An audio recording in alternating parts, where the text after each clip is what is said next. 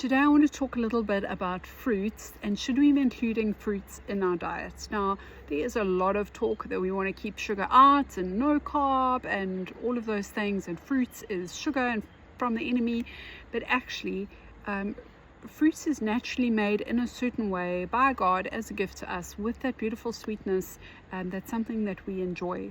So I do understand that fruit trees today are not the same as they were however many hundreds of years ago, and that an apple today is sweeter than before. But I don't think we should throw the baby out with the bathwater. I do think that there are certain fruits that we want to be including in our diet because they have so many antioxidants in them and other elements that you want to be including for good health. And so we can't just avoid all fruits. Okay, so here are some of the fruits that I enjoy including. I am including low carb fruits into my diet, so I don't eat bananas generally and things like that, but some of the fruits, especially things like berries, are so power packed and anti-cancer properties, are full of antioxidants.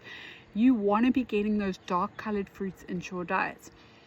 So just a handful a day. You can add it into a smoothie, you can add it to your yogurt that you fermented yourself. I have some blueberries on my creme fraiche that I make with an apple puree that I'm going to tell you about as well, and I have that pretty much every day as breakfast with some like maybe some walnuts over the top that are soaked, and then I dehydrate them, or some pomegranate seeds or things like that. Okay, so when it comes to berries though, berries are one of the most sprayed fruits. So there's actually a list of 12 items that are like the worst things to eat in terms of what is sprayed on them, toxic chemicals sprayed on them, and strawberries and blueberries are on that list. So that is something we need to be aware of. But you can find organic farmers, and I actually buy frozen organic blueberries. Sometimes Woolworths have organic blueberries in stock, but it's a very small season, so that's obviously amazing. But otherwise I don't eat berries because I don't know what's been sprayed on them. So I buy organic frozen berries, and they're obviously not as they go a bit wrinkly and whatever once they're defrosted, but I actually don't mind them like that. So that's what I have. I mean, you can also puree them and do other things with them, but just to be aware that your berries are highly sprayed, and so you want to be careful with those. The next thing is apples. Apples are full of pectin, which is really great for feeding your microbiome, and so you want to make sure that you are eating enough of that pectin, and that's why people who go completely carnivore and aren't giving their microbiome anything in terms of fiber and pectin over time might start seeing a decline in their health, even though they see an improvement at first. So what I do, apples can also be quite hectically sprayed, and finding organic apples in South Africa is tricky. So if you have a source, let me know. But what I do is I get Granny Smith apples, peel them, core them, chop them, boil them very quickly till they just go soft, let them cool. I blitz them up with a stick blender. I then put them in a bottle, and I add in a capsule of Saccharomyces boulardii, which is a probiotic that is given often if you have an antibiotic. So it's actually a fungus rather than a normal probiotic. Interflora is Saccharomyces boulardii. It is quite tricky to find on its own. So Interflora is an option which you can get from pharmacies.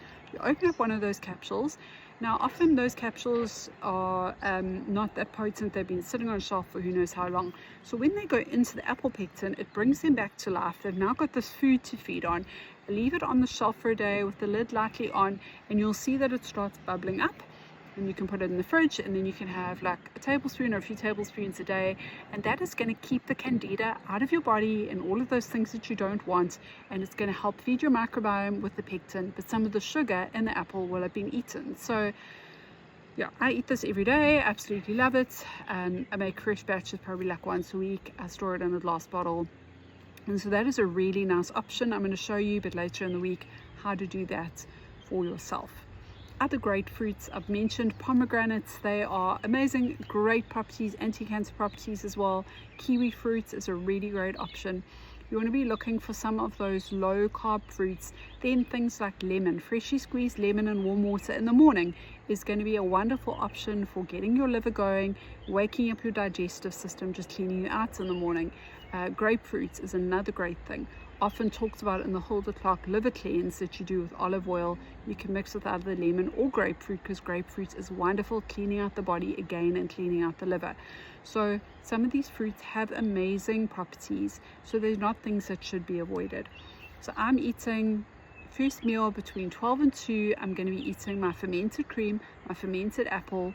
I'm going to add a handful of organic frozen blueberries that have been defrosted, some pomegranates, seeds, whatever you call them, over the top. I get an organic dried version, so I'm not having to look for fresh pomegranates. And then that for me is an amazing meal and going to keep me full for quite a long time. So I'm doing kind of fruits and dairy during the day, just doing one meal a day where I may have meat, or sometimes I might do meat free. Sometimes I even have, if I'm feeling like I just need a lighter meal, I might even do that cream and fruits again in the evening. I know I'm not talking about fruits now, but sometimes even in the evening I will take that creme fraiche that I've made, that fermented cream, I mix through raw cacao and lucuma, a little bit of honey, a manuka honey, or a really good raw local honey, and maybe some cacao nibs even. I mix that up. It's like chocolate mousse. I sometimes have that before I go to bed if I want something a little bit sweeter. And actually an amazing fruit that you can add to that are tart cherries. Now, did you know that tart cherries actually have melatonin in them and help your body with melatonin production before you go to bed to help you sleep?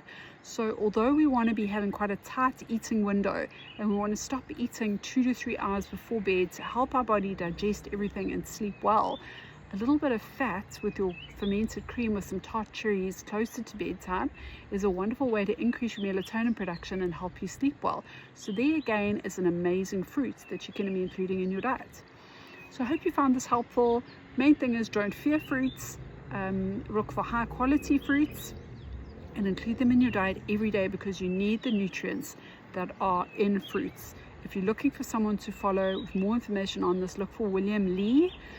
He shares a lot of information on, especially if you're wanting to avoid cancer or fight cancer with more natural therapies. He is all over Instagram and YouTube, William Li, Li, and he speaks a lot about these amazing fruits that we should be including in our diet. So he's worthwhile following.